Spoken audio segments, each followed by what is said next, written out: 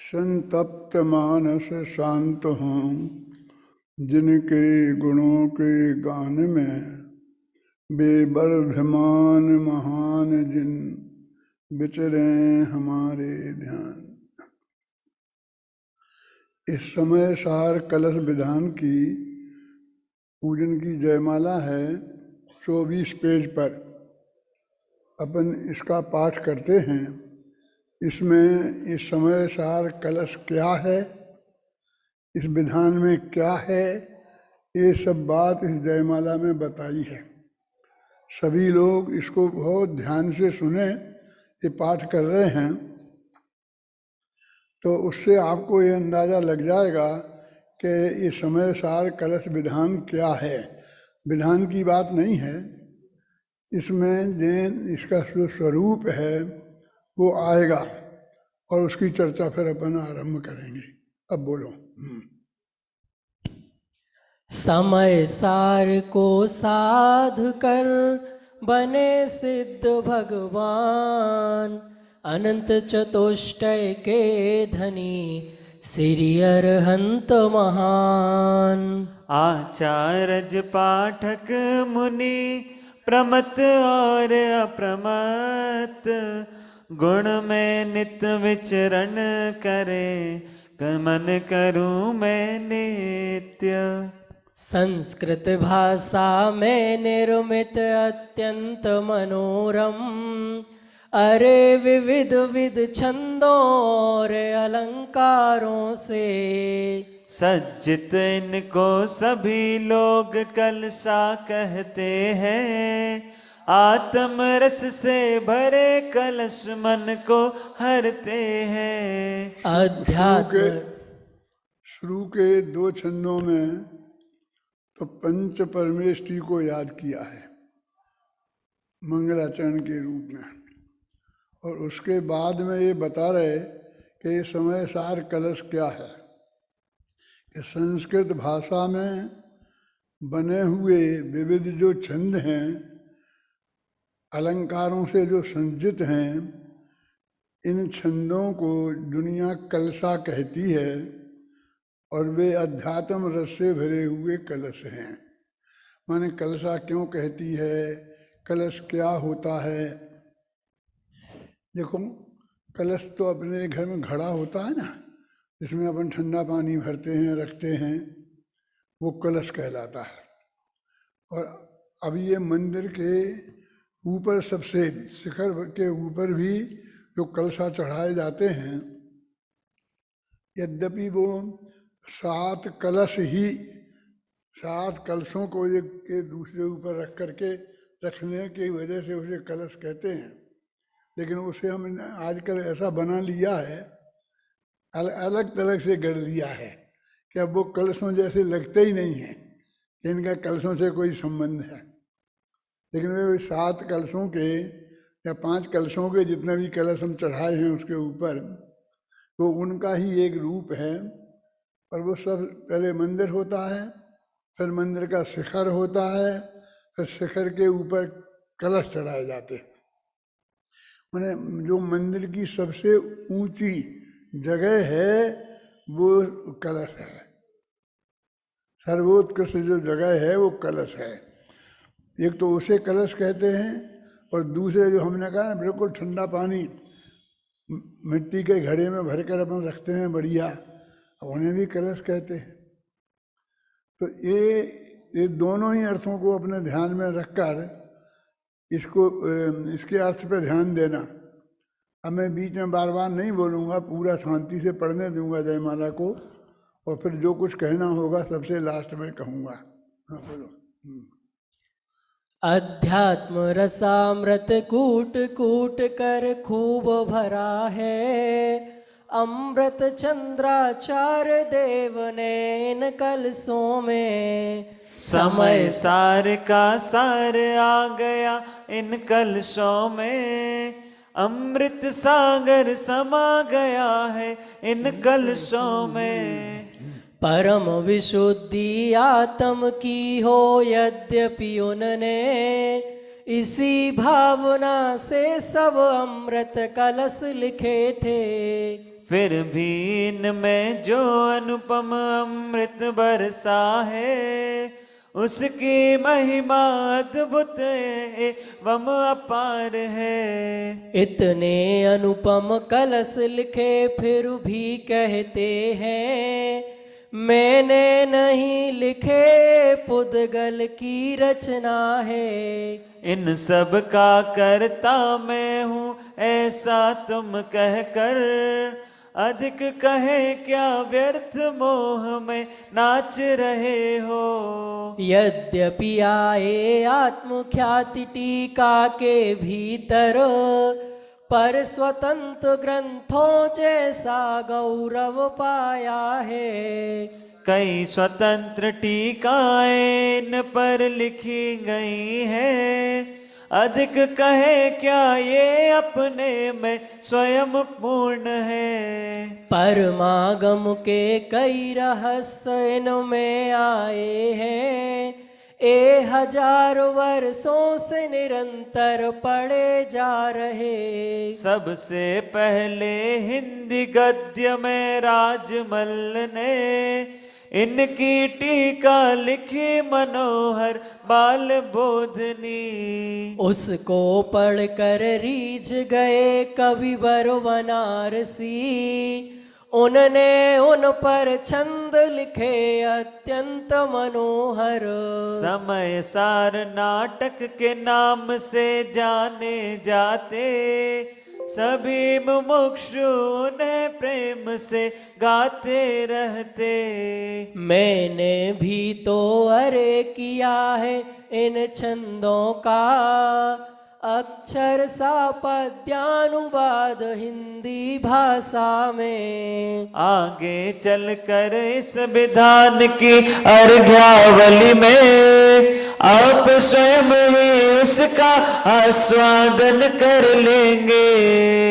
अरे ध्यान से पढ़े सब कलशों का अनुवाद, आ जावेगा ध्यान में जिन आगम का सार। बहुत अत्यंत सरल भाषा में समय सार कलश का परिचय दिया गया है।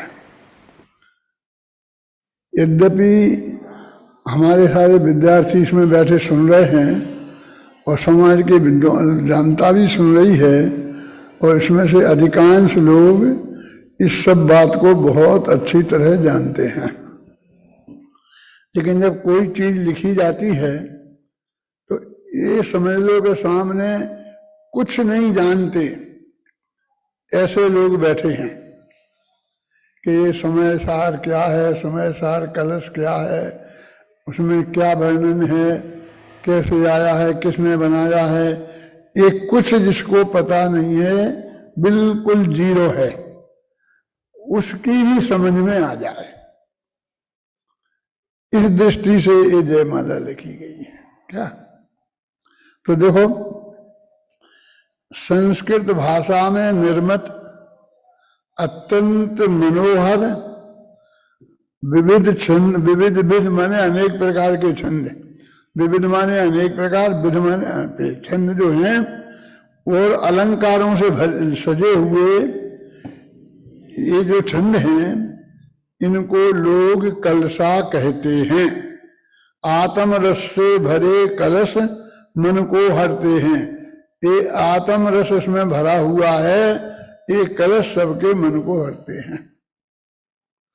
पंडित जगन मोहन लाल जी ने इसकी टीका एक लिखी है, तो उसका उनने नाम अध्यात्म अमृत कलश ही लिखा है कि अध्यात्म रूपी अमृत से भरे हुए कलश हैं।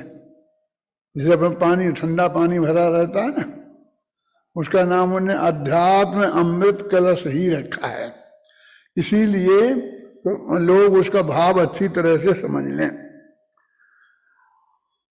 एक चौथे छंद में अध्यात्म रसामृत कूट कूट कर खूब भरा है। अमृत चंद्र ने इन छंदों रूपी कलशों में अध्यात्म का रस को कूट कूट के अच्छी तरह से भरा हुआ है।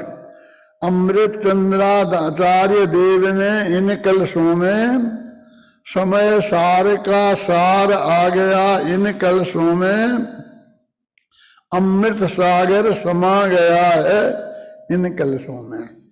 अमृत सागर समा गया, पूरा उसको भर गया। ये गागर माने कलश होता है, तो ये गागर में सागर है। मेरी एक किताब गागर में सागर नाम से भी है।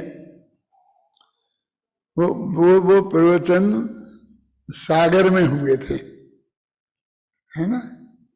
वो तो सागर में हुए प्रवचनों को जब किताब के रूप में परिवर्तित किया, तो वो सागर का मतलब सागर नाम का गांव भी है और एक दरिया भी होता है, समुद्र भी होता है?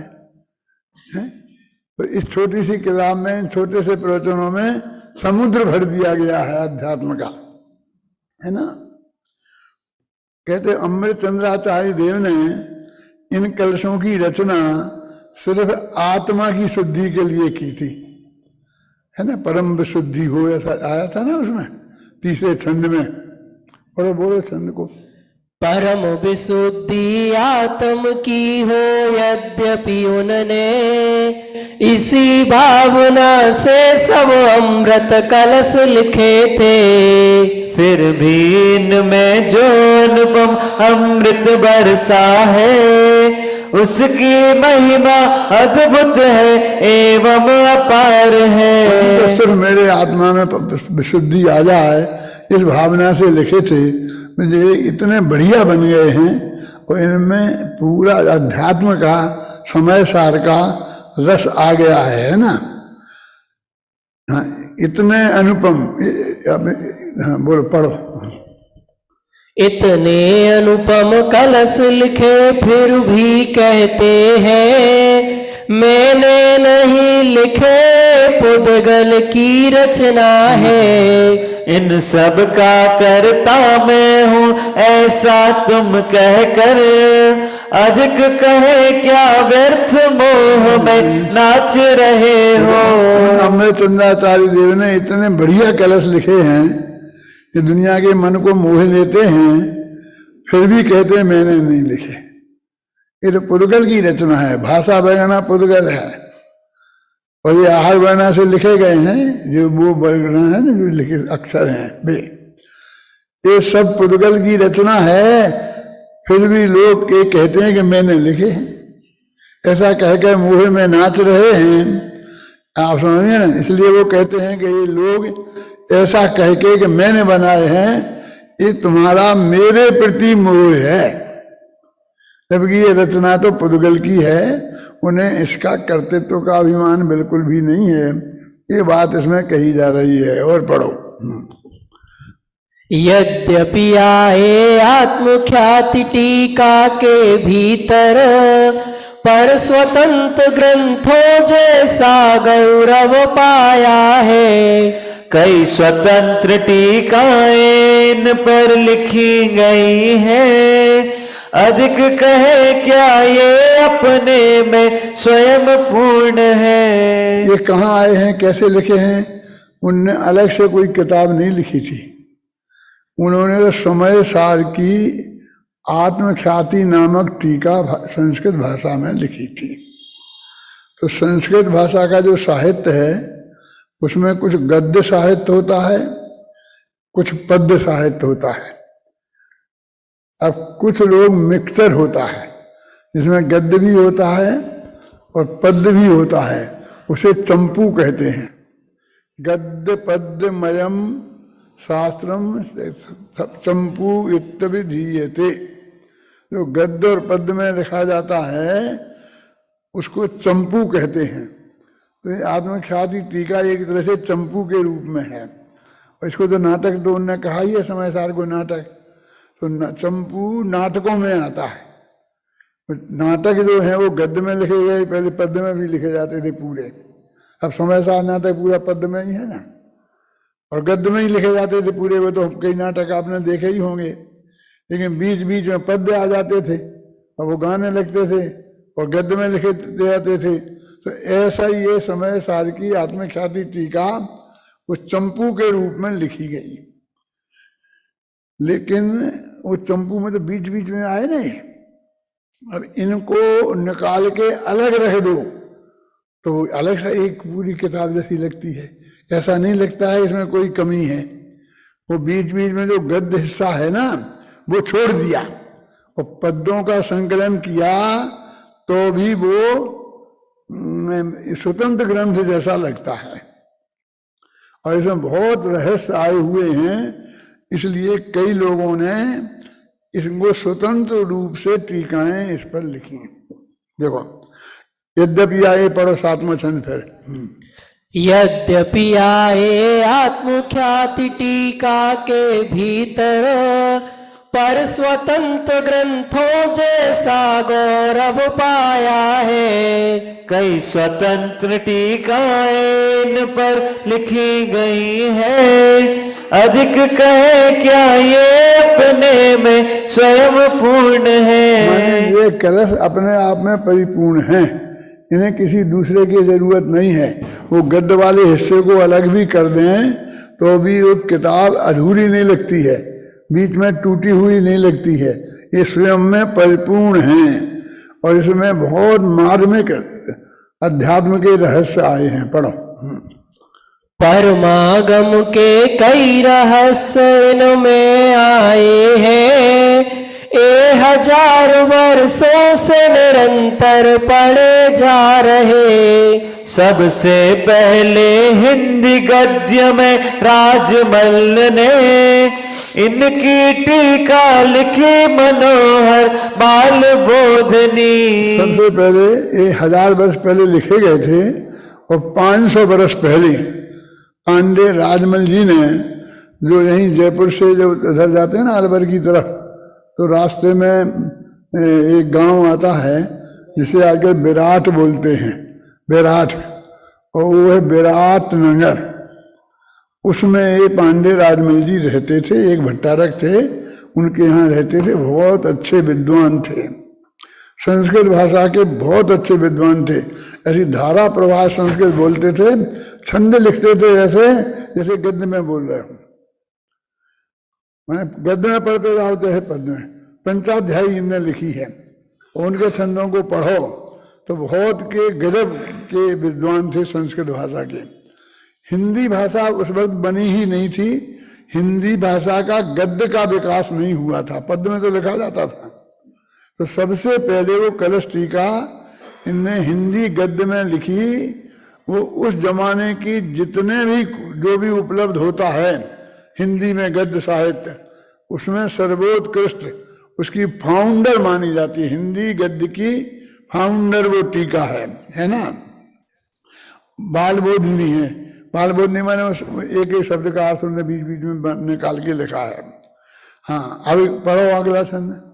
उसको पढ़कर रीझ गए कविवर बनारसी, उनने उन पर छंद लिखे अत्यंत मनोहर। समय सार नाटक के नाम से जाने जाते, सभी मुमुक्षु उन्हें प्रेम से गाते रहते। उस बाल बोधनी टीका को, क्योंकि बनारसी दास जी जो कवि थे वो हिंदी भाषा के कवि थे, वो संस्कृत प्राकृत नहीं जानते थे, तो उन्हें समय सार पढ़ना था। तो समय सार के नाम पर वो कलशों की टीका, समय सार कलश की टीका हिंदी भाषा में उपलब्ध थी, तो वो उनने पढ़ी और उससे उनने समय सार का ज्ञान किया। मूल समय सार नहीं पढ़ा, आत्मख्याति टीका नहीं पढ़ी। और इन छंदों को, क्योंकि इनका बाल बोधनी टीका में हिंदी भाषा में था, उसके भाव को समझ कर उनने कुछ छंद लिखे। वो एक एक छंद का नीचे पद्यानुवाद नहीं किया उनने, तो उनकी तो जो समझ बनी उस समझ को उन्होंने छंदों में बांध दिया। और कभी आज पहला लिख दिया, कल 10वां लिख दिया, कोई सर्वश्रुत ज्ञान अधिकार का लिख दिया। जब वो पढ़ी उनने, और जब उनका वो मन लगा, बढ़िया चीज लगी उनके दिमाग में, तो उनने वो कलश लिख दिए। ऐसे लिखते लिखते वे पूरे इकट्ठे हो गए। मरते समय उनने अथवा उनके किसी शिष्य ने उनको व्यवस्थित करके नाटक समय सार के नाम से छाप दिया। तो कौन से छंद का कौन सा जो हिंदी का छंद है यही उसमें पता नहीं चलता है। जब हमने छापा यहाँ पहले तो उसको ऊपर से जो छंद छापे वो नीचे ये किस संस्कृत के छंद का पद्यानुवाद है वो नीचे वो छंद छापा ढूंढ ढूंढ के, तो उसमें हूबहू नहीं मिलते, लेकिन 10 छंद ऐसे मिल जाएंगे कि जो उसका कोई पद्यानुवाद नहीं मिलता। एक छंद ऐसा मिलेगा जिसके 20 छंद पद्यों में पद्यानुवाद है, तो पद्य वो पद्य में तो होगा नहीं, पर उनका मन लग गया तो वो विषय में तो उन्हें पूरा एक लेख जैसा लेख माला छंदों की माला बना दी। तो उनको वहां व्यवस्थित करके छापना ये अपने आप में भी बड़ा काम था कि उनके ही नीचे लगभग ये अंदाज लगता है कि इस छंद का अनुवाद है। अब वो नाटक समय सार इतना प्रसिद्ध हुआ कि जैसे आजकल बच्चे गलियों में सिनेमा के गाना गाया करते हैं, आगरा की गलियों में ऐसे बनारसी दास के नाटक समय सार के छंद गाया करते थे। वो नाटक समय सार बन गया एक। अभी देखो अभी इस तरह से और भी कई टीकाएं फिर मिलती हैं उस पर। और पढ़ो आगे भाई क्या है। मैंने भी तो अर् किया है इन छंदों का, अक्षर सा पद्यानुवाद हिंदी भाषा में। आगे चलकर इस विधान की हर घ्यावली में आप स्वयं उसका स्वागत कर लेंगे। कहते हैं मैंने भी ये छंद लिखे हैं, लेकिन मेरे में वो बनारसी दास के में ये अंतर है कि उनने तो वैसे भावानुवाद लिखा है और मैंने तो छंद के पद्य के अनुसार एक एक अक्षर का मिलान करके और जिस छंद का है उसी छंद का भाव नीचे उसमें लिखा है। और ये अभी जो विधान करेंगे आप तो आगे वो छंद सब आपको पढ़ने में मिल जाएंगे पूरे पद्यानुवाद। इस तरह नाटक समय सार कलश पद्यानुवाद को बहुत सरल भाषा में आप लोग अच्छी तरह समझ लेंगे। ये परिचय तो मैंने देवलाली वालों की लक्ष्य से दिया है, क्योंकि देवलाली वाले वो विधान कर रहे हैं और उस विधान के संदर्भ में मैं भी 5 दिन तक 5 व्याख्यान करने वाला हूँ। उस सुबह 11:15 बजे से और 11:45 बजे तक रोजाना 5 दिन तक करूँगा, 1 तारीख से 5 तारीख तक। तो आप सभी लोग जिनको इसमें सुनना हो वो उन्हें सुन लें, तो उन्हें 5 दिन में मैं बहुत ही मर्म आपको जितना बता सकूंगा बताऊंगा। अब जो आज का अपना वो है ना विद्वानों की दृष्टि से जो हमारे विद्यार्थी हैं 1000, वे तो ये सब जानते थे और इसको पढ़कर वे बहुत अच्छी तरह से समझ सकते थे और मेरे से ज्यादा अच्छी तरह से समझा सकते हैं। उनके लिए मैंने ये नहीं बताया, ये तो मैंने देवलाली वाले जो सामान्य लोग हैं ये विधान कल से करेंगे उनके लिए बताया है। अब उन लोगों को मैं ये जो हमारे विद्वान विद्यार्थी हैं उन लोगों को ये बताना चाहता हूँ कि हम कहाँ खड़े हैं, यानी जो आज हम जिसकी चर्चा कर रहे हैं तो हम क्या हैं और हम कहाँ खड़े हैं। कि जैन दर्शन में आदिनाथ से लेके भगवान महावीर तक 24 तीर्थंकर हुए हैं और उनकी दिव्य ध्वनि में जो तत्व ज्ञान आया है वो करीब 500-600 वर्ष तक महावीर के बाद लिखा नहीं गया, मौखिक रूप में ही चला था। आज से लगभग 2000 वर्ष पहले सबसे पहले धर्षणाचार्य को विकल्प आया कि यदि अब हमने आगे भी नहीं लिखा तो ये सब तत्व ज्ञान लुप्त ही हो जाएगा, क्योंकि लोगों की बुद्धि मंद हो रही है। तो उन्होंने भूतबली पुष्पदंत को पढ़ाकर और उनको ये आदेश दिया कि जो ज्ञान मैंने तुमको दिया है उस ज्ञान को तुम लिपिबद्ध करो। और उन्होंने सतखंडागम नाम से रचनाएं की। आगम माने तो शास्त्रों में भगवान महावीर की परंपरा से जो चीज चली आ रही है, इसे बोलते आगम। आगम माने जो परंपरा पीछे से चली आ रही है, उसके 6 खंड बनाए और उसे 60 खंडागम बोलते हैं। भाग्य से इस भरत क्षेत्र के भी 6 खंड होते हैं और उन्हें जो जीतता है वो चक्रवर्ती कहलाता है। इसलिए जो हमारे आचार्य लोग उन 6 खंडों के विशेषज्ञ हो गए थे, उनको सिद्धांत चक्रवर्ती की उपाधियां दी गई और उसके आधार पर फिर बाद में चारित्र चक्रवर्ती और न मालूम कितने चक्रवर्ती बनने लग गए बने। तो वो जो एक आगम चला और उसमें कर्मों का वर्णन ज्यादा है, कर्मों का ही मुख्य रूप से बहुत विस्तार से और बहुत बारीकी से बहुत सुंदरतम वर्णन है। उसी समय एक गुणभराज नाम के आचार्य हुए और उनकी परंपरा में आचार्य कुंद हुए और कुंद ने समय सार आदि ग्रंथों की रचना की। उनको वो ज्ञान पहले से उपलब्ध था। तो 2000 वर्ष पहले से हमारी लिखित परंपरा शुरू हुई। फिर कुंद के ही शिष्य थे उमा स्वामी, तो उन्होंने संस्कृत भाषा में तत्वासूत्र लिखा। ये मूल हमारी रचनाएं हुई और इसके बाद सतखंडागम पर 1000 वर्ष में बहुत काम हुआ होगा।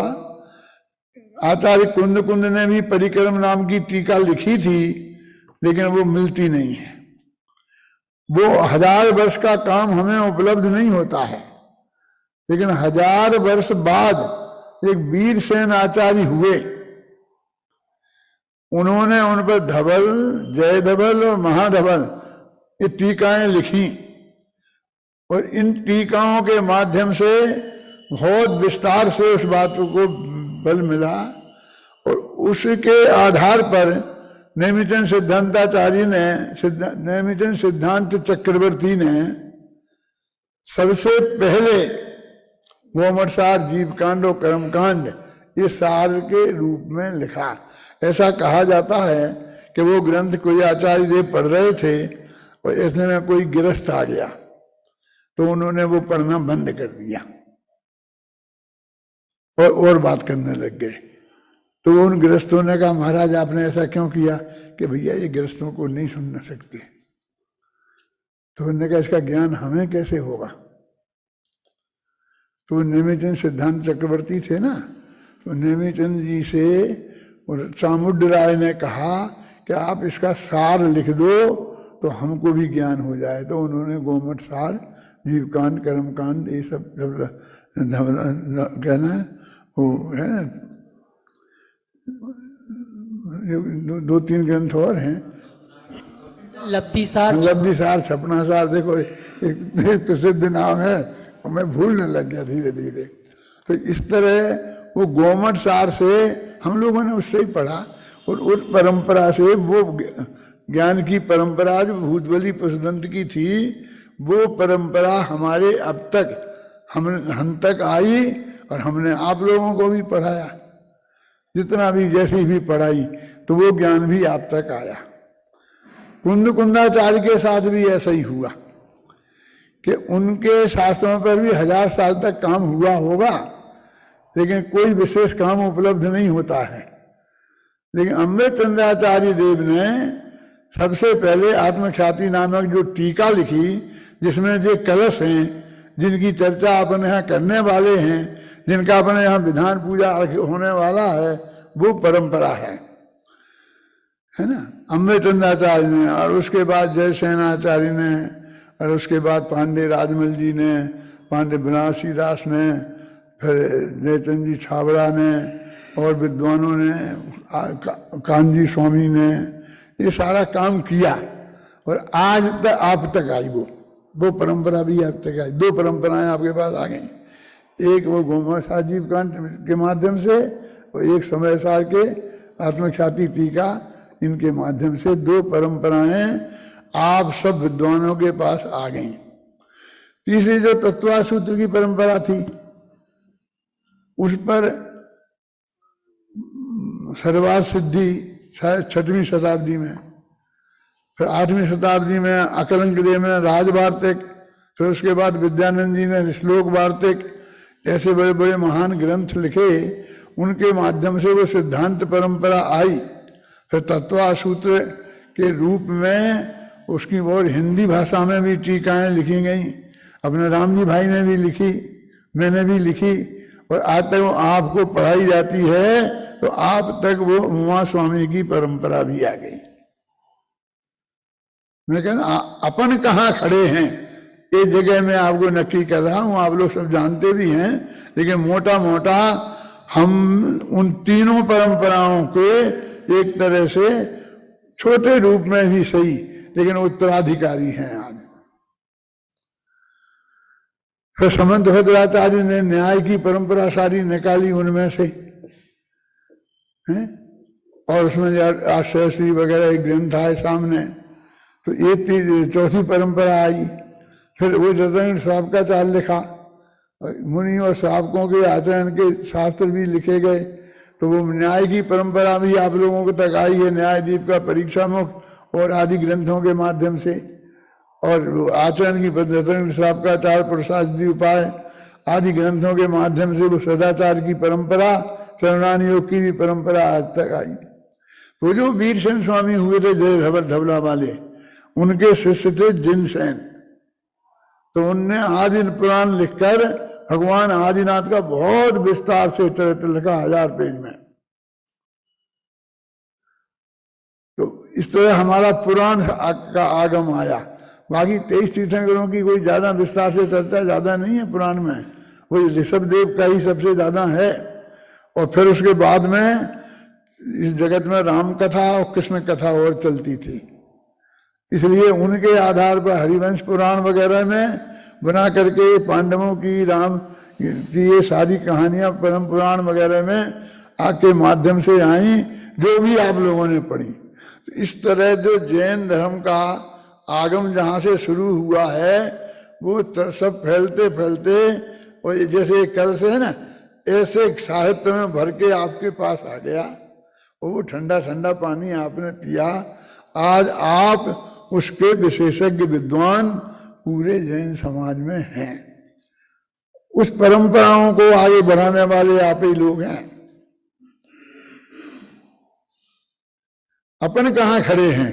तो अब अपन वो आचार्य कुंद कुंद के समय सार, फिर उस पर अमृतचंद्र की आत्मख्याति टीका, उसमें आए हुए कलश और उन कलशों के अनुवाद में आकर के उसका विधान, उसमें क्या है, उसका विस्तार से अपन चर्चा यहाँ करने वाले हैं। अध्यात्म के सर्वश्रेष्ठ आचार्य अमृतचंद्र हैं। पंडित टोडरमल जी ने शायद रहस्यपूर्ण चिट्ठी में ऐसा लिखा है कि यदि तुम्हें सिद्धांत का ज्ञान करना है तो गोमर सारादि ग्रंथों को पढ़ो। जय धवल वगैरह उनके सामने नहीं आ पाए थे। और यदि अध्यात्म का ज्ञान करना है तो आत्मख्याति को पढ़ो। उनने समय सार नहीं लिखा, आत्मख्याति लिखा। शांति जी देखो, पहले टीकाएं भी कभी इतनी जबरदस्त होती थीं कि लोग मूल ग्रंथ के नाम को भूल जाते थे। जैसे तत्वासूत्र की सर्वार सिद्धि है, उसके ऊपर तत्वासूत्र नहीं लिखा रहता। नहीं तो हम ऐसा कहें तत्वासूत्र लिखते हैं और ऊपर टीका अलग लिख देते हैं नाम, और उनका नाम मूल तत्वासूत्र, उसको हम तत्वासूत्र मोक्ष शास्त्र ही कहते हैं। लेकिन सर्वार सिद्धि ऐसी थी कि उसने मूल नाम को भी भुला दिया लोगों को। फिर राजवार्तिक भी ऐसा ही, श्लोक वार्तिक भी ऐसा ही, कि जिन्होंने मूल नाम को भुला दिया। आप तो मीमांसा थी तो अष्टश्री अष्टसती ऐसे ग्रंथ हैं जिन्होंने मूल नामों को भुला दिया, और उन टीकाओं के नाम पर ही वो सब नाम चल पड़े। तो आत्मख्याति में समय सार में ये नहीं हुआ कि उसे अपन आत्मख्याति कहते हों। आज भी वो समय सार ही कहलाता है ना। लेकिन टोडरमल जी ने सबसे पहले लिखा कि अध्यात्म का ज्ञान करना हो तो आत्मख्याति का स्वाध्याय करो। वो उसी परंपरा के अनुसार एक टीका के नाम की बात करें, हैं? समय सार की टीका आत्मख्याति, ऐसा उन्होंने स्पष्ट उल्लेख करके किया। अब उस आत्मख्याति में बीच बीच में जो छंद आए वो छंद अलग से छाप दिए और उन्हें हम कलश कहते हैं। अम्मा चंद्राचार्य देव का जब दिमाग सक्रिय होता था तो वो गद्य लिखते थे, क्योंकि दिमाग की सक्रियता को गद्य ही बर्दाश्त कर सकता है, पद्य में नहीं लिखा जा सकता उसे, क्योंकि वो कहाँ छंद सोचता फिरे, कहाँ अलंकार सोचता फिरे। सीधी सच्ची बात लिखना हो और जब हृदय जोर मानने लगता है तो आदमी गाने लगता है, तो वो छंदों में लिखना लगता है। अम्बे चंद्राचार्य ने आत्मख्याति में जो टीका लिखी है, अपन लोगों ने गहराई से पढ़ी है उसे, तो उसमें लगभग वही बात टीका में जो लिखी थी वही छंदों में आई है। रिपीटिशन सा लगता है बहुत कुछ। तो जब वो एकदम मस्ती में आ जाते थे, भावुक हो जाते थे, तो कविता लिखने लगते थे। और जब तर्कों की बौछार करना बहुत एवं चेद एवं साध, एवं चेद एवं साध के मूल में आते थे तो गद्य लिखने लगते थे, क्योंकि पद्य की भाषा में वो तर्क नहीं चल सकते हैं। इस तरह ये अध्यात्म अमृत एक कलश, और इनका कलश नाम, इनमें अमृत रस भरा हुआ है, तो हम लोगों ने वो रस भरा हुआ होने से उस रूप में भी कलश को लिया है। और ये सर्वोत्कृष्ट हैं, इसलिए मंदिर के ऊपर शिखर होता, शिखर के ऊपर जो कलशा होते हैं ना, वो उसके रूप में भी इसको हम देखते हैं। इस तरह इनमें जो उत्कृष्ट अध्यात्म है वो हमारे कल्याण के लिए बहुत जरूरी है। एक तो मैंने ये बताया बीच सागर कि हम कहाँ खड़े हैं, इसमें तुम्हें कुछ नहीं मिला, क्योंकि तुम्हें सब हमसे अच्छा, बहुत अच्छा जानते हो और बताते रहते हो विद्यार्थियों को सब, है। लेकिन ये सामान्य लोग भी है ना, तो इन सब के हिसाब से मैंने इनको सब ये बात बताई है। अब मैं ये जो हमारे विद्वान लोग यहाँ टकटकी लगाए बैठे हैं, उनके हिसाब से कुछ बात कहना चाहता हूँ कि जब हमें आत्मा का अनुभव करना है, ध्यान करना है, जो मैं प्रश्न उछालता रहता हूँ कि हम सामयिक करते हैं, यद्यपि वो ध्यान है, लेकिन हमने हमारे शास्त्रों में सामयिक नाम दिया कि वो 6 घड़ी सुबह, 6 घड़ी दोपहर और 6 घड़ी शाम को सामयिक करते हैं। अब हमको तो सामयिक ऐसे लगते कि तुच्छ हो, सामयिक कहने से हमको महिमा ही नहीं आती है, हमको तो ध्यान कहने में महिमा आती है, हैं? तो वो जो उसमें के बीच में जो का काल है, जहाँ कहीं कुछ इंगित नहीं है, शुरू में ऐसा करना, अंत में ऐसा करना, और बीच का जो 2 घंटे का समय है उसमें क्या करना, कहीं कुछ लिखा नहीं है। वो ये प्रश्न में पिछले 5-6 महीने से उछाल रहा हूं कि कहाँ कोई लिखा हो तो मुझे बताओ क्या लिखा, क्या करें उसमें। और अभी करते तो रोजे नहीं है, हजारों लोग जो मुनिराज हैं, जो वृत्ति हैं, वो तो 6 घड़ी सुबह दोपहर शाम को करते हैं। भानुवृत्ति वगैरह हैं, वो भी अपनी मर्यादा के हिसाब से करते हैं। और सामयिक के नाम पर तो बिना पढ़ी लिखी माताएं बहनें भी रोजीना करती हैं, माला फेरने की माला फेरती हैं ना।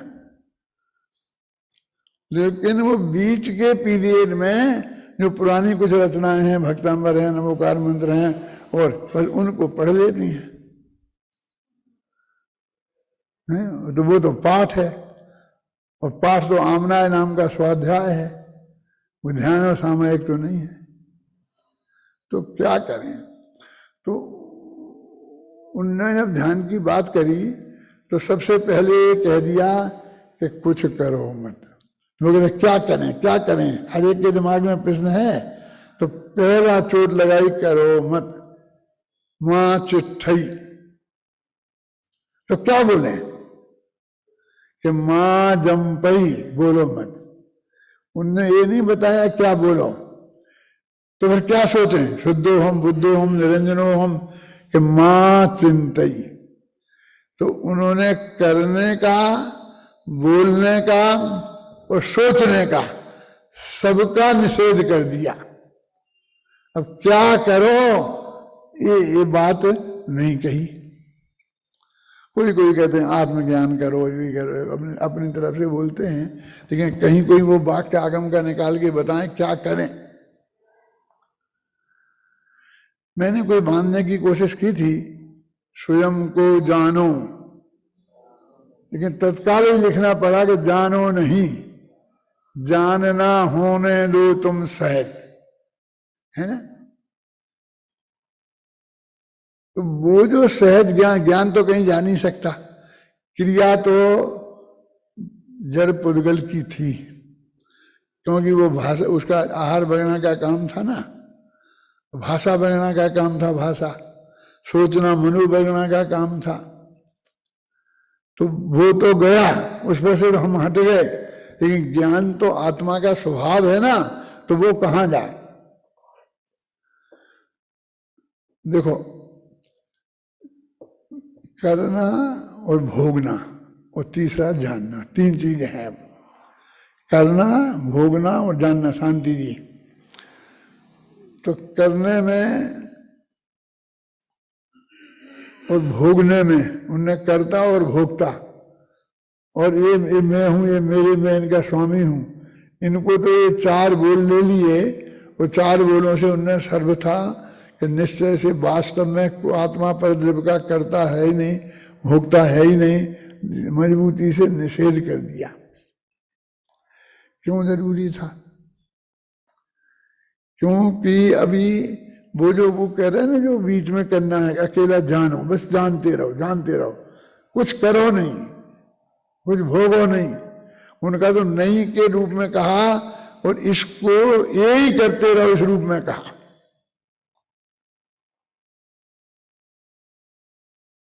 तो कि हम कुछ करें नहीं, बोले नहीं, सोचे नहीं, तो इसके लिए क्योंकि हमारे माथे पे भार आता है। जब हम करने की सोचते हैं तो भार आता है, जब हम बोलने की सोचते हैं तो भार आता है ना। हमने कहा ये काम करना है आपको, तो फिर दौड़ धूप करनी पड़ेगी ना, भार आता है ना माथे पे, जिम्मेवारी आती है कि बोलना पड़ेगा 1 घंटा व्याख्यान, कहीं मेरे से नहीं बोला जाएगा, गला काम नहीं करता है, कि दिमाग काम नहीं करता है, कि सोचो तो कहते मेरे पे नहीं सोचा जाए। तो ये जो भार महसूस होता है इन तीनों में, करना, बोलना और सोचना, ये माथे पे एक भार महसूस होता है क्या विपर। अब ये उन्हें, और जानने का तो निषेध कर नहीं सकते कि मत जानो, कि भार महसूस होगा जानने में भी, तो फिर जानना तो स्वभाव है। अग्नि को जलने में क्या भार महसूस होती है, जानना तो उसका स्वभाव है ना।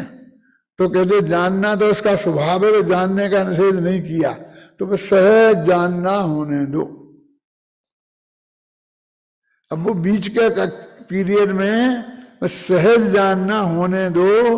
वो सहज जानना कैसे होता है, उसका क्या रूप है, क्या स्वरूप है, हमें जानना है। तो उसकी पहली शर्त है कि वो आदमी सहज जानने रूप परिणमन तभी हो सकता है जब उसके माथे पे भार नहीं हो। तो भार कैसे नहीं होगा? सही द्रव्य है और इनमें सारा परिणमन होता है, और हम मानते हैं कि सारा जीवों की जिम्मेवारी है। पुद्गल बेचारा क्या करे, आकाश बेचारा क्या करे, अजीब तो कुछ कर ही नहीं सकते। हमारे दिमाग में ये घुस रखा है ना पहले कि ये रूमाल यहाँ से फट गया, तो किसने कि रूमाल नहीं फाड़ा, ये पागल हो गए हो। एक क्या करेगा? ये तो किसी को तुम्हें बताना पड़ेगा, चेतन वाले को, फाड़ने वाले को। ये हमारे दिमाग में घुसा हुआ है ना, ये सब अच्छे अच्छे विद्वानों के भी वो सब बातें तत्व की करते रहेंगे, करता नहीं है, भोगता नहीं है, लेकिन ये तो करने के लिए तो हमें चाहिए। तो पहले उतारा कि ये पर द्रव्य का कोई करता भोगता नहीं है, ईश्वर जगत का करता नहीं है। ये तो न्याय शास्त्र में चला गया सारा मुद्दा, ये तो वहां सिद्ध करते रहे। वो तो कहते बहुत स्थूल बात है। यहां तो ये कहते हैं कि हमने अपने माथे पर जो इतना बोझा लाद रखा है करने का, हमें तो ये उतारना है? यदि अपन ये नहीं मानते हैं परमात्म, तो उससे ईश्वरवादी अच्छे। क्या क्या बात कर रहे हो? क्यों? कि उन्होंने अपना बहुत बोझा माथे का उतार के ईश्वर के माथे पे डाल दिया। भगवान करेगा, भगवान की मर्जी के बिना पत्ता नहीं मिलेगा। तो कुछ तो निर्भर हुए भी थोड़े बहुत, मुझे कुछ नहीं करना है, सब कुछ भगवान करेगा। भगवान के किए बिना कुछ नहीं होने वाला है। अल्लाह के नाम पर या खुदा के नाम पर या किसी नाम पर भी कहें, तो इसलिए मैं कहता हूँ वे अच्छे हैं, क्योंकि थोड़े बहुत तो निर्भर हुए, हमने उसको भी नहीं माना। और अगर हम जैन धर्म में अपना कर्ता स्वयं हूं, बड़े गौरव के साथ कहता हूं मैं, क्योंकि जो हमारा कर्ता दूसरा हो तो हम गुलाम हो गए, और हम स्वयं अपना करेंगे, वो करेंगे ना, और हम सबका करेंगे तो फिर तो सम्राट हो गए, चक्रवर्ती हो गए। तो सबसे पहले एक द्रव्य दूसरे द्रव्य का कर्ता नहीं है, ये समझाया हमारे आचार्यों। मैं किसी किताब का नाम नहीं लेना चाहता, नहीं ले रहा हूं, लेकिन ये तो बात लोग आप जानते हैं ना कि तुम किसी का कुछ नहीं करते। आज तक तुमने किसी का कुछ नहीं किया, क्योंकि जब तक पुराना इसके खाते में जो जमा कर रखा है और लंबी लिस्ट बना रखी है, वह लिस्ट खारिज नहीं हुई तो मैंने ये किया, मैंने ये किया, मैंने ये किया, लंबी लंबी। मैंने धर्म की लक्ष्मण किताब में लिखा है, मैं बम्बई में गया था तो पुराने ज़माने में, आजकल तो लिफ्टें लग गई हैं, 4-4 मंजिल के मकान थे और उनमें लिफ्टें नहीं थी। तो जब कोई हमें खाने का निमंत्रण करता था तो 4 मंजिल चढ़ के ऊपर जाना पड़ता था, ऊपर की मंजिल में रहता था, तो बहुत व्यायाम हो जाती थी, बहुत मुश्किल होता था। कई पहले माले पर रहते थे, लेकिन पहले माले पर रहते थे और खाना खा लिया, अब बोले ऊपर चलो। खाए के लिए क्या करना ऊपर का, देख दो ऊपर क्या, चौथा माल, पहला दूसरा तीसरा। शेर जी का खुद का मकान था पूरा, तो ऊपर तक ले गए। ऊपर एक कमरा था, उस कमरे में जाके गए तो सेठ जी ने कहाँ कहाँ किसको कितना कितना दान आज तक दिया है, उसकी पूरी पट्टियां लगी थी, सिंगमरमर की पट्टियों पर जड़कर वो सारा जड़ा हुआ था। तो ऐसी पट्टियां तो मैंने बहुत देखी थी कि जिनने सेठ जी ने मंदिर को दिया तो मंदिर में लगी और मंदिर वालों ने लगवाई, लेकिन सेठ जी ने अपने घर में लगाई और मैंने किसको कितना दिया उनके नाम लिखे थे। तो वो देखते तो मैं देखता रहा। फिर वो बोले चलो साहब। वो कहाँ चले? बोले नीचे बस हो गया, देख लिया, चलो। मैं इसलिए लाए थे, अब समझ में आया कि आपने पालीताना की यात्रा मुझे क्यों कराई थी, इसके लिए कराई थी। अब मुझे वो कमरा भी देखना है जिस कमरे में तुमने आज तक कितनी सब्जी लाए बाजार से और वो खाई, उसकी लिस्टें लगी हों, वो कमरा देखना। वहां आम बहुत मानो, ये जो व्यापारी लोग, जबेरी लोग लाखों के आम खा जाते हैं एक सीजन में, 10-5 लाख का बिल बनता है, वो जाता है।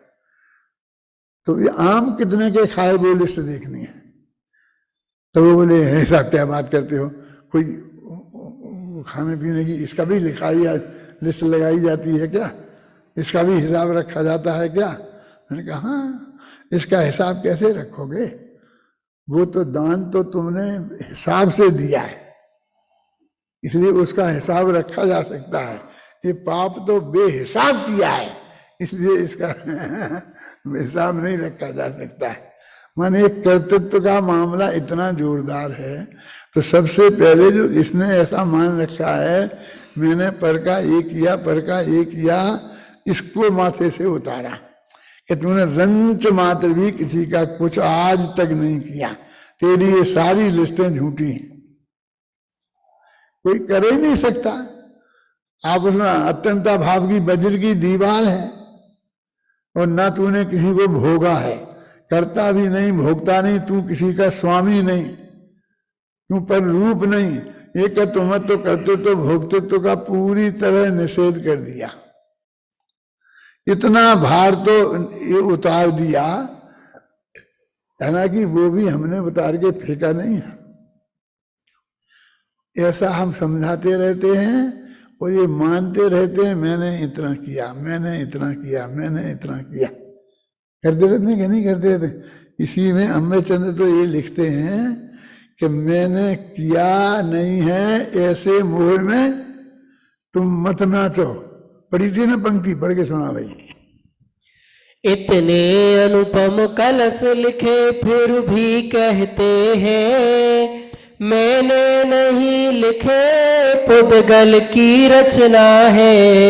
इन सब का करता मैं हूँ ऐसा तुम कह कर, अधिक कहे क्या व्यर्थ मोह में नाच रहे हो।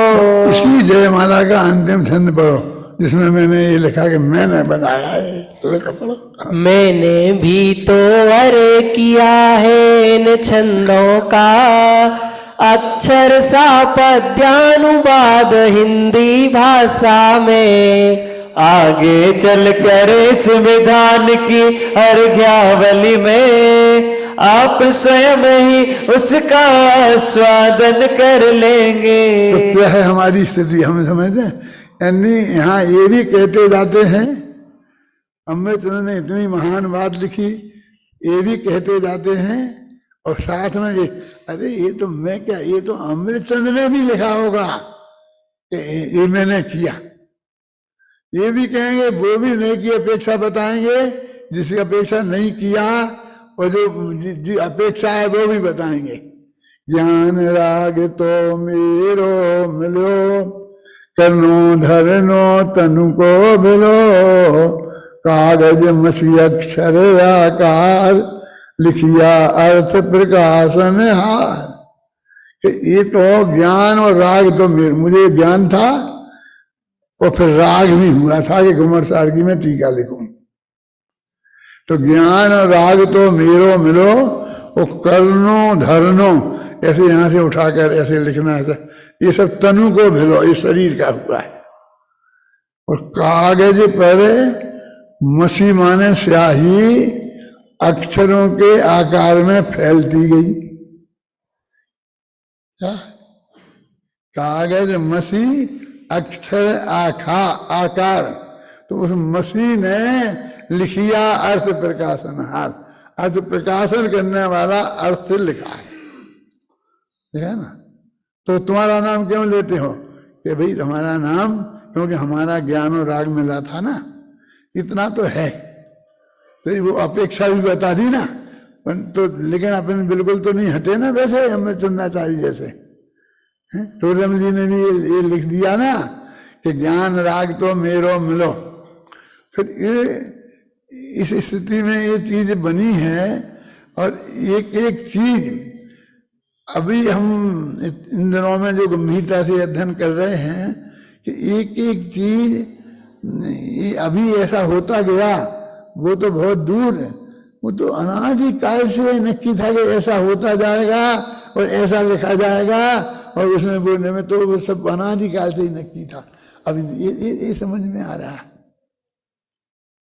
देखो तो क्या कह रहा है, अपनी बात क्या चल रही, भार उतारने की, कि तुमने कुछ किया नहीं, वो इसको तुम्हें करते तो नहीं माना, तो बिल्कुल नग्न दिगंबर हो गया, हमें मेरा कुछ नहीं है, हमें ये मकान मेरा, ये मकान मैंने इसको दे दिया, ये मंदिर को दे दिया, बस तो अभी तूने कुछ नहीं छोड़ा। नग्न दिगंबर हो गया ना और कुछ नहीं छोड़ा ना। नग्न दिगंबरों की ऐसी दशा होती है। आज एक महाराज फांसी लगा के चढ़ के मर गए, सुना? शांति जी आपने नहीं सुना? कोई ऐसे कोई थे, कोई सागर ही थे, नाम मैं भूल रहा हूँ, विमद सागर करके कोई थे, इंदौर में थे, आहार करके आए और सामायिक में बैठे 2 बजे और वहीं अंदर में फांसी लगा के और मर गए। 2 बजे बाद मरे मिले। आज की घटना है, क्या हुआ होगा बेजाने, क्या संकट आ गया होगा, काहे के लिए ऐसा हुआ। ये अपने माथे से सारा बोझा उतारा है ना कह करके। अब वो कहते कि जानना तो पड़ेगा, पर के नहीं किया, अपना तो करना पड़ेगा। अब इतना बोझा माथे पर है, ये कोई कम थोड़ी है। अपना कल्याण करना, मोक्ष में जाना, ये काम भी बहुत बड़ा काम है। अनादिकाल से आज तक हम नहीं कर पाए और हजारों लोग कर रहे हैं और अभी भी अपन लग रहे लेन से, और अभी तक समादर्शन का कोई ठिकाना नहीं है। क्यों?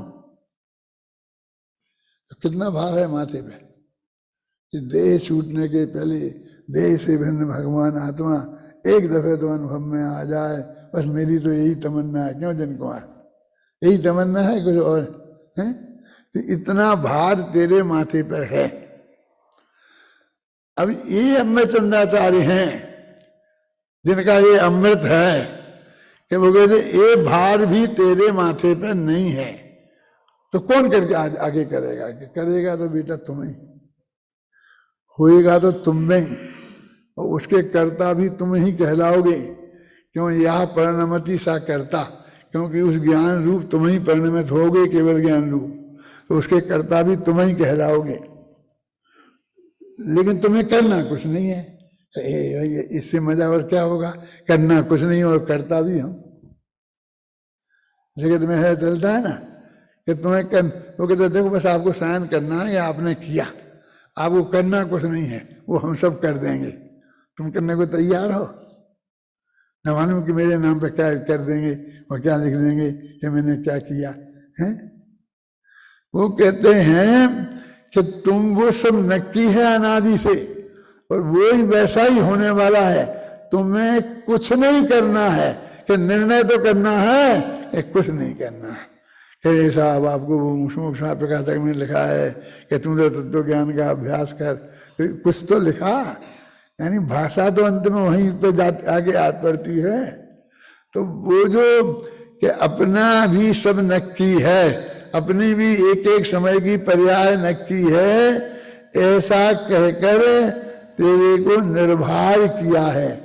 तो फिर मेरे को आत्मा का ध्यान क्यों नहीं हो रहा है? क्योंकि तुम अभी निर्भर नहीं हुआ है। एक समय पहले निर्भर होगा और एक समय बाद आत्मा का ध्यान हो जाएगा। बीच में एक समय का गैप नहीं पड़ेगा। क्यों? इस समय तुम निर्भर होगा और अगले समय ज्ञान तुम समय दृष्टि हो जाएगा, ऐसा नहीं है। यहाँ इसी समय निर्भर होगा, उसी समय समय दृष्टि हो जाएगा। समझ गए ना? ये भार उतारने का काम अमृतचंद्राचार्य देव ने किया है। जब अपन विधान पूरा पढ़ेंगे उन छंदों में आएगी बात, और जो छंदों में नहीं आ पाई है कि आई तो आ तो गई है, लेकिन बिखरी बिखरी आई है और हमारी पकड़ में नहीं आ पाती है, उसे मैंने हर पूजा की जयमाला में उसको डालने की कोशिश की है। उसका सार, जैसे मैंने एक जयमाला आपको पढ़ के सुनाई अभी, उसमें बता दिया कि आपने क्या बता दिया कि समय सार कलश क्या है। ये समय सार कलश क्या चीज है, कैसे बनी, कहाँ से आई, सारी कहानी उसकी उसमें आ गई ना। ऐसा सारांश के रूप में जयमाला के माध्यम से वो सब चीज उसमें आती जाएगी। इसलिए एक तो ये मर्म है कि वीर सागर अपने माथे से सारा बोझा उतारना है, और उसी आगम में यही बात है, यही खोजो, यही हमारा लक्ष्य है, यही हमारा कर्तव्य है कि हम बिल्कुल, ये देखो अमृतचंद्राचार्य ने लिखा है, तो मैं विचार करता हूँ कि मैंने कुछ नहीं किया है, तुम मोह में मत नाचो, ये ऐसा मात्र लिखा नहीं है औपचारिक, ये ऐसा अंदर से वो फीलिंग करते हैं, ऐसा वो अनुभव करते हैं। ये मेरा कुछ नहीं, अध्यात्म मेरा कुछ नहीं है, ये सब मेरा ऐसा कहते ही नहीं है, अंदर से लगता है कि ये मेरा कुछ नहीं है। और एक क्या पता मुझे, अभी अपन बैठे हैं यहाँ पर, मैं तुम्हारी तो क्यों कहूँ, अब मैं तो किनारे ही पे हूँ ना, और किसी वक्त भी, किसी क्षण भी, किसी वक्त भी ऐसा ही हो सकता है ना, मैं प्रवचन करते करते 1 मिनट में चल जाऊँ देश छोड़ के। और मैं तो चाहता हूँ ऐसे ही चला जाऊँ, लेकिन मैं कुछ नहीं चाहता हूँ, मैं तो ये चाहता हूँ कि जैसा होना हो वैसा हो, मेरी चाह के अनुसार कुछ नहीं हो, जो सहज हो मुझे तो वही स्वीकृत है, ख्याल में आई ना। लेकिन हो तो जाएगा, हो तो सकता है ना, है? तो फिर क्या रहेगा ये, फिर तुम मेरे विद्यार्थी रहोगे, फिर तुम कौन रहेगा, ये स्मारक मेरा रहेगा, ये कुर्सी मेरी रहेगी, ये घर मेरा रहेगा, जो मेरे नाम में कोई रजिस्ट्री वो है ना, क्या वो क्या क्या बोलते हो तुम, एफडी वो सब कुछ रहेंगी मेरे, क्यों कुछ नहीं रहेगा ना, एक नया पैसा नहीं रहेगा ना, सबका सब यहीं रह जाएगा ना। शांति जी आपके साथ कुछ जाएगा थोड़ा बहुत, तो बहुत मेहनत करके, आपके पास तो बिल्कुल न्याय का पैसा है, वो 2 नंबर का तो कुछ बिल्कुल है ही नहीं है, आपका कैसे नहीं जाएगा, आपका कैसे छूट सकता है, वो तो आपके पास रहेगा ही। अरे वो भी नहीं रहेगा ना, कोई कुछ नहीं, न्याय कुछ नहीं होता है, समझ गए ना। हर भव में इस भव का पूरा छूट जाता है ना, अकेला शरीर के साथ कारमान शरीर जाता है, तेजस शरीर जाता है? और ये सब जो भौतिक दिखाई है ये बहुत स्पष्ट बात है ना, लेकिन कहाँ हमारी कोई फीलिंग हो पाती है, बिल्कुल उसमें पैर रखे रहते हैं कब्र में, और अपनापन उसमें से अपना तो एकत्व छूटता नहीं है। ये फील मुझे ऐसा लगता है कि अमृतचंद्राचार्य एकदम फील कर रहे होंगे मैंने कुछ नहीं किया है, ये तो पागल लोग हैं जो कहते हैं कि मैंने किया है, ये सचमुच अंदर से फीलिंग कर रहे हैं, सचमुच हमें पागल समझ रहे होंगे। हाँ बोलो क्या कहना, क्यों ऐसा, क्या हम तो उनके शिष्य इतने भगत हैं, हमें पागल समझ, क्यों समझ रहे हो, तुम हो इसलिए समझ रहे, क्यों ये हमारा तुम्हारा कह रहे हैं, यानी और है कि नहीं है, न्याय से कमाया कि नहीं कमाया है, कैसे उसको जाने दो, लेकिन ये छूट जाने वाला है सबका। बीस अगर हमारा 2 साल पहले, तुम्हारा 2 साल बाद, तो इतना ही तो फर्क होगा ना, लेकिन छूटने की गारंटी तो पक्की है ना, हमारी तुम्हारी सबकी है। इससे क्या फर्क पड़ता है कि 2 साल पहले छूटा, ये तो हम अभी छोड़, हमारी दृष्टि में अभी छूट जाए, यहाँ पड़ा रहे और पर्याय न बदले हम, और उसके पहले ही छूट जाए, क्यों, वो तो धर्म हो जाएगा, और बाद में छूटेगी तो वो छूट नहीं है, तो धर्म भी नहीं होगा। ये आप समझ लो स्वरूप, ये वस्तु का ये अमृत चंद्राचार्य ने दिया है, वो अमृत हम इसमें से निकाल कर प्राप्त करें। और बाकी हमें अमृत चंद्राचार्य के कलशों की बात आपको और विशेष जानना है तो 5 दिन सुनना। और मैंने जानबूझ करके इस हफ्ते का विषय इसीलिए रखा था कि इनको 1 दिन ज़्यादा मिल जाएगा, इनका तो कल से शुरू होने वाला है। और एक बात जो अमृत चंद्राचार्य की है मैं आप सब लोगों को बता दूंगा और उस वक्त प्रेरणा भी दे दूंगा, तो हो सकता है आप लोगों में से भी कोई 5 दिन सुन लें, तो और सबको फायदा हो जाएगा। इस विकल्प से मैंने ऐसा सब्जेक्ट रखा था। महिमा शुद्ध स्वभाव की जिस कार न पार, कलसा गाते रहे अद्भुत और अपार। सहजानंदी शुद्ध स्वरूपी आसी में आत्म स्वरूप